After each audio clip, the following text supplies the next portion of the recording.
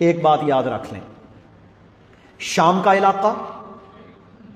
شام جو حدیث کے اندر آیا ہے اس سے مراد آج کے دور کا لبنان، آج کے دور کا فلسطین پورا، غزہ سمیت، آج کے دور کا اردن پورا اور آج کے دور کا سوریہ، یہ سارا علاقہ شام کا علاقہ کہلاتا ہے جو حدیث کے اندر ذکر ہے۔ کیا فرمایا؟ فرمایا قرب قیامت ایک ایسا شخص نکلے گا جس کا نام ہوگا، میرے نام پر ہوگا، محمد صلی اللہ علیہ وسلم، اس کا نام ہوگا محمد، اس کے باپ کا نام میرے نام کی طرح ہوگا عبداللہ، میری وہ نسل سے ہوگا، حجر اسود کے پاس اس کے ہاتھ پر بیعت کی جائے گی، وہ مہدی ہوگا، مہدی سے مراد ہدایت والا، ایک رات میں اللہ اس کی اصلاح کرے گا، یعنی پہلے بھی ہوگا مسلمان لیکن ایک رات میں اس کے ذہن میں ڈالے گا، وہ مسلمانوں کا حاکم بنے گا، پھر وہ وہاں سے لشکر لے کر شام میں آئے گا، شام میں آئے گا، وہاں پر آج بھی دمشق کی جامع مسجد سفید مینارے کے پاس عیسیٰ علیہ السلام کا نزول ہوگا، دو فرشتوں پر ینگ نزول ہوگا،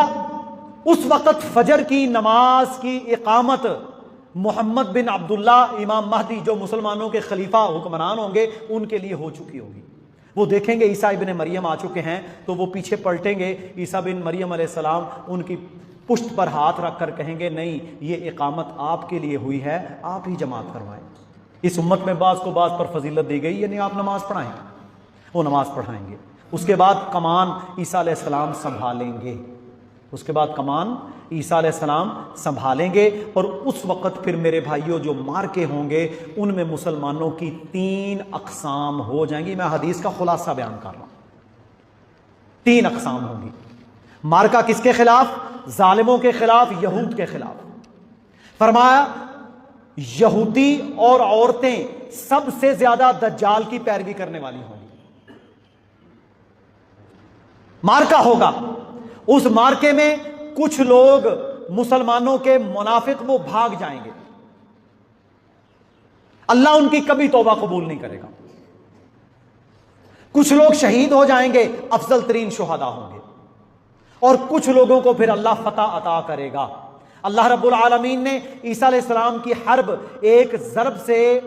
دجال کا قتل لکھا ہوا، جیسے یہ مار کے ختم ہوں گے دجال کے نکلنے کی افواہ آئے گی، دجال آ جائے گا، دجال انسان ہے، انسان ہوگا، فتنہ بن کر آئے گا، لوگوں کو گمراہ۔ قیامت سے پہلے ایک وقت آئے گا جبکہ دنیا میں کوئی صاحب ایمان نہیں بچے گا، اس سے پہلے ایک وقت آئے گا جبکہ پوری دنیا پر اللہ کے دین کا غلبہ، اس سے پہلے کیا ہوگا؟ دجالی فتنہ، المسیح الدجال، الدجال الاکبر، اس کے ضمن میں کتاب الفتن پڑھیے۔ اب میں خاص طور پر آپ حضرات کو ادھر راغب کر رہا ہوں، اس لیے کہ ہمارے مدرسوں میں بھی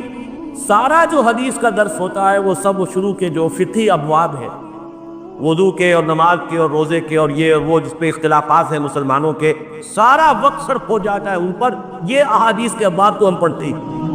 اس لیے میں کہہ رہا ہوں کہ ان احادیث کا مطالعہ کیجئے، ان ابواب کا مطالعہ کیجئے، غور و فکر کیجئے، یہ چیزیں ہیں اور اس لیے بتائی ہیں محمد رسول اللہ صلی اللہ علیہ وسلم نے۔ معاذ اللہ آپ کوئی کاہن تو نہیں تھے کہ خبریں دے کر کوئی نذرانے وصول کرتے ہوں، کیوں یہ پیشن گوئی کی؟ کس لیے بتایا؟ کوئی اس میں ہمارے لیے خیر تھا؟ جیسے تھنگ ہائی میل ہوتے ہیں، آپ اگر کسی راستے پر جا رہے ہیں اور آپ کو کچھ دیر کے بعد پھر نشان مل گیا کہ ہاں اب یہ فلاں میری منزل 20 میل رہ گئی ہے، تو یہ بھی صحیح پتہ لگ جاتا ہے آپ کو کہ میں صحیح راستے پر ہوں۔